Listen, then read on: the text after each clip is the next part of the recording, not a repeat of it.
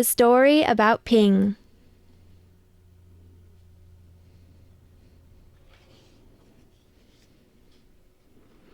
Once upon a time, there was a beautiful young duck named Ping. Ping lived with his mother and his father and 2 sisters, and 3 brothers and 11 aunts and 7 uncles and 42 cousins. Their home was a boat with 2 wise eyes on the Yangtze River. Each morning, as the sun rose from the east, Ping and his mother and his father and sisters and brothers and aunts and uncles and his 42 cousins all marched, one by one, down a little bridge to the shore of the Yangtze River.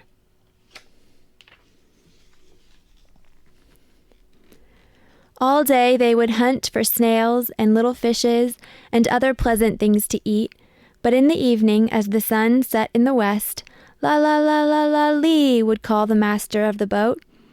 Quickly Ping and all his many family would come scurrying quickly. They would march, one by one, up over the little bridge and into the wise-eyed boat, which was their home on the Yangtze River. Ping was always very careful, very, very careful not to be last, because the last duck to cross the bridge always got a spank on the back.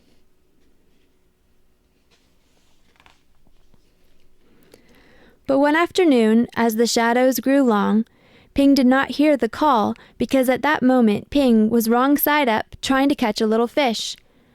By the time Ping was right side up, his mother and his father and his aunts were already marching one by one up over the bridge. By the time Ping neared the shore, his uncles and cousins were marching over, and by the time Ping reached the shore, the last of his 42 cousins had crossed the bridge. Ping knew he would be the last, the very last duck if he crossed the bridge. Ping did not want to be spanked. So he hid.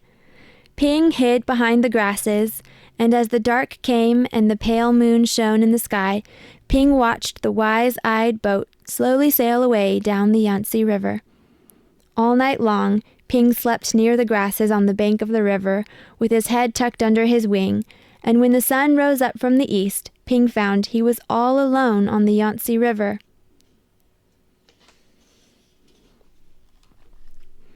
There was no father or mother, no sisters or brothers or aunts, and no 42 cousins to go fishing with Ping. So Ping started out to find them, swimming down the yellow waters of the Yangtze River. As the sun rose higher in the sky, boats came, big boats and little boats, fishing boats and beggars' boats, houseboats and raft boats, and all those boats had eyes to see with, but nowhere could Ping see the wise-eyed boat that was his home. Then came a boat full of strange dark fishing birds. Ping saw them diving for fish for their master. As each bird brought a fish to his master, he would give it a little piece of fish for pay. Closer and closer swooped the fishing birds near Ping.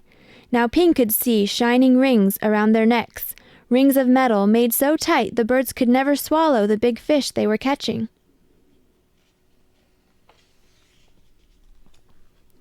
Swoop, splash, splash, the ringed birds were dashing here and there all about Ping, so down he ducked and swam under the yellow river of the Yangtze River.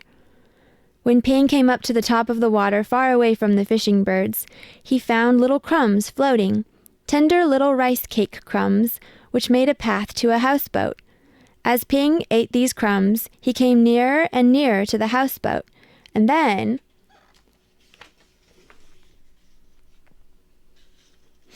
splash!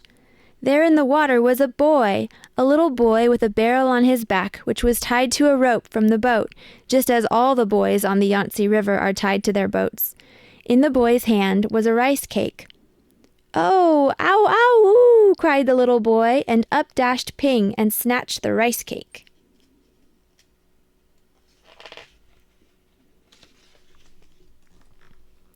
Quickly the boy grabbed Ping and held him tight. "Quack, quack, quack, quack!" cried Ping. "Oh, ooh, ooh!" yelled the little boy. Ping and the boy made such a splashing and such a noise that the boy's father came running, and the boy's mother came running, and the boy's sister and brother came running, and they all looked over the edge of the boat at Ping and the boy splashing in the water of the Yangtze River. Then the boy's father and mother pulled at the rope which was tied to the barrel on the little boy's back. They pulled, and up came Ping and the boy into the houseboat.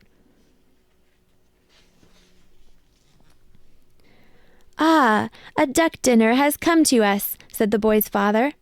"I will cook him with rice at sunset tonight," said the boy's mother. "No, no, my nice duck is too beautiful to eat," cried the boy. But down came a basket all over Ping, and he could see no more of the boy or the boat or the sky or the beautiful yellow water of the Yangtze River. All day long Ping could only see the thin lines of sun which shone through the cracks in the basket, and Ping was very sad. After a long while Ping heard the sound of oars and felt the jerk, jerk, jerk of the boat as it was rowed down the Yangtze River. Soon the lines of sunshine which came through the cracks of the basket turned rose color, and Ping knew the sun was setting in the west. Ping heard footsteps coming near to him. The basket was quickly lifted, and the little boy's hands were holding Ping. Quickly, quietly, the boy dropped Ping over the side of the boat, and Ping slipped into the water, the beautiful yellow water of the Yangtze River. Then Ping heard this call, "La la la la la lee." Ping looked, and there near the bank of the river was the wise-eyed boat, which was Ping's home. And Ping saw his mother and his father and his aunts all marching one by one up over the little bridge. Swiftly Ping turned and swam, paddling toward the shore. Now Ping could see his uncles marching one by one. Paddle, paddle, Ping hurried toward the shore. Ping saw his cousins marching one by one. Paddle, paddle, Ping neared the shore. But as Ping reached the shore, the last of Ping's 42 cousins marched over the bridge, and Ping knew that he was late again. But up marched Ping, up over the little bridge, and spank came the spank on Ping's back. Then at last Ping was back home with his mother and his father and 2 sisters and 3 brothers and 11 aunts and 7 uncles and 42 cousins, home again on the wise-eyed boat on the Yangtze River.